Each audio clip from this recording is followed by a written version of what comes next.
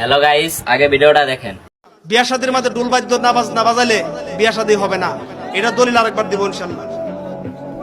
মেশকাত শরীফ আনছি, মেশকাত শরীফের দলিল, বিয়া শাদীর মধ্যে যদি ডুল বাদ্য না বাজে ওই বিবাহটা হালাল না।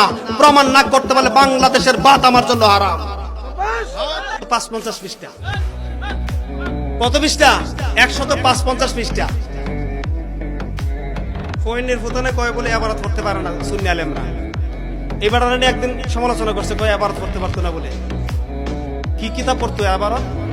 কয়টা কিতাব পড়তো আবারত? আয় আসো আমাদের সামনে, কোন জায়গায় আবারত পড়তে হবে দেখায় দাও, আমরা পড়বো ইনশাআল্লাহ। ঘোড়ার ঘাস কেটে লেখাপড়া করি নাই।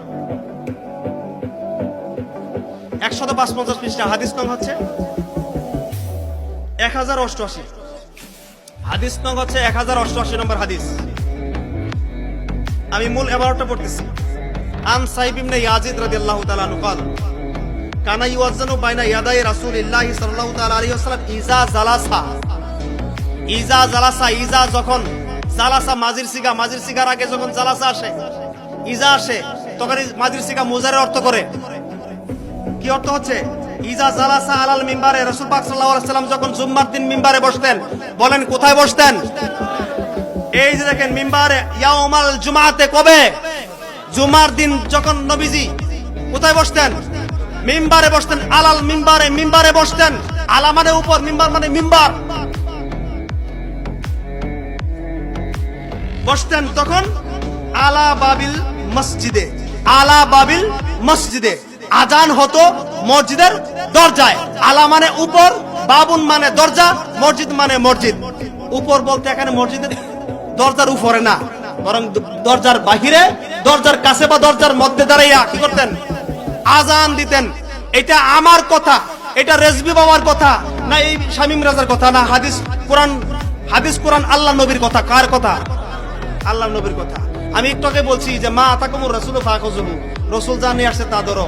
হে আলেম সমাজ, রাসূলুল্লাহর যুগে একদিন আজানটা শুধু জুম্মার আজান না, ওয়াক্তি আজান সহ মসজিদের ভিতরে হয়েছে। একটা দলিল যদি কেউ দিতে পারো, রেজবিরা তার কাছে মুরিদ হবে,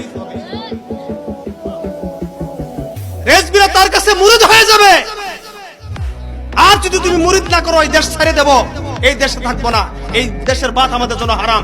একটা দলিল দাও মসজিদের ভিতরে আজান দেওয়ার, একটা দলিল দাও।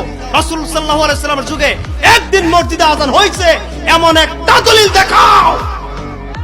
কিয়ামত পর্যন্ত সময় দিলাম, দিতে পারবে না। সুতরাং মেনে নাও, এটা সুন্নাহ।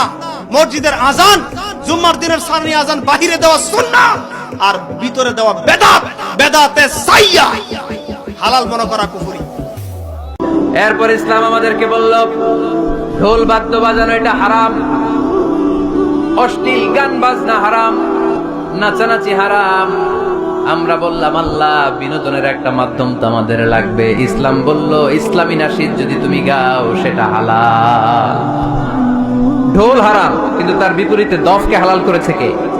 ঢোলের দুই দিকে আটকানো, এটা বাজালে নেফাকি তৈরি হয়, ধামধাম আওয়াজ তৈরি হয়, এমন বিট তৈরি হয়, ডান্স দিতে মনে চায়। আছে না নাই? প্রায় মাঝে মাঝে দেখি ওই গায়ে হলুদের অনুষ্ঠানে ইত্যাদি ইত্যাদি অমুক অনুষ্ঠানে বাসার ছাদের উপরে এমন বিটে হেভি মিউজিক্যাল ইনস্ট্রুমেন্ট দিয়ে এমন গান ছাড়ে, পুরো এলাকাটা কাঁপে।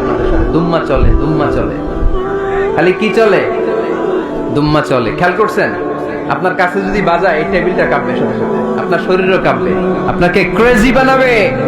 ইসলাম বলেছে না, যেটা তোমাকে ক্রেজি বানায়, যেটা তোমাকে অস্থির বানায়, যেটা তোমাকে অশ্লীল বানায়, ওটাকে হারাম করেছে কে?